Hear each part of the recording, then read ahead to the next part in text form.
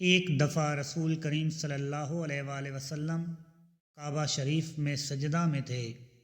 ایک دوسری سنت سے رسول کریم صلی اللہ علیہ وآلہ وسلم کعبہ کے نزدیک نماز پڑھ رہے تھے اور ابو جہل اور اس کے ساتھی بھی وہیں بیٹھے ہوئے تھے۔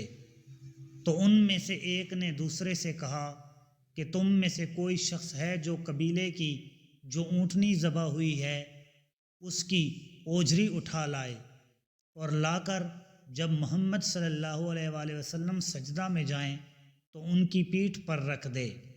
یہ سن کر ان میں سے ایک سب سے زیادہ بدبخت آدمی اٹھا اور وہ اوجری لے کر آیا اور دیکھتا رہا کہ جب آپ نے سجدہ کیا تو اس نے اس اوجری کو آپ کے دونوں کندھوں کے درمیان رکھ دیا۔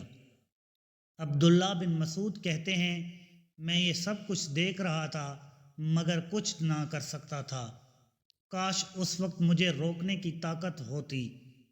عبداللہ کہتے ہیں کہ وہ ہنسنے لگے اور ہنسی کے مارے لوٹ پوٹ ہونے لگے اور رسول اللہ صلی اللہ علیہ وآلہ وسلم سجدہ میں تھے، بوجھ کی وجہ سے اپنا سر نہیں اٹھا سکتے تھے، یہاں تک کہ حضرت فاطمہ رضی اللہ تعالی عنہا آئیں اور وہ بوجھ آپ کی پیٹھ پر سے اتار کر پھینکا۔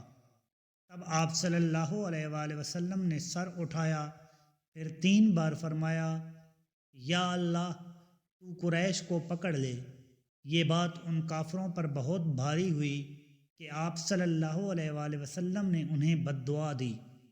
عبداللہ کہتے ہیں کہ وہ سمجھتے تھے کہ اس شہر یعنی مکہ میں جو دعا کی جائے وہ ضرور قبول ہوتی ہے۔ پھر آپ نے ان میں سے ہر ایک کا جدا جدا نام لیا کہ اے اللہ ان ظالموں کو ضرور ہلاک کر دے۔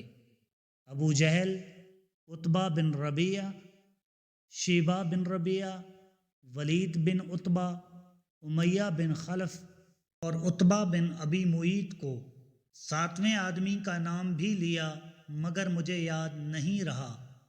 اس ذات کی قسم جس کے قبضے میں میری جان ہے کہ جن لوگوں کے بد دعا کرتے وقت آپ صلی اللہ علیہ وآلہ وسلم نے نام لیے تھے میں نے ان کی لاشوں کو بدر کے کنویں میں پڑا ہوا دیکھا۔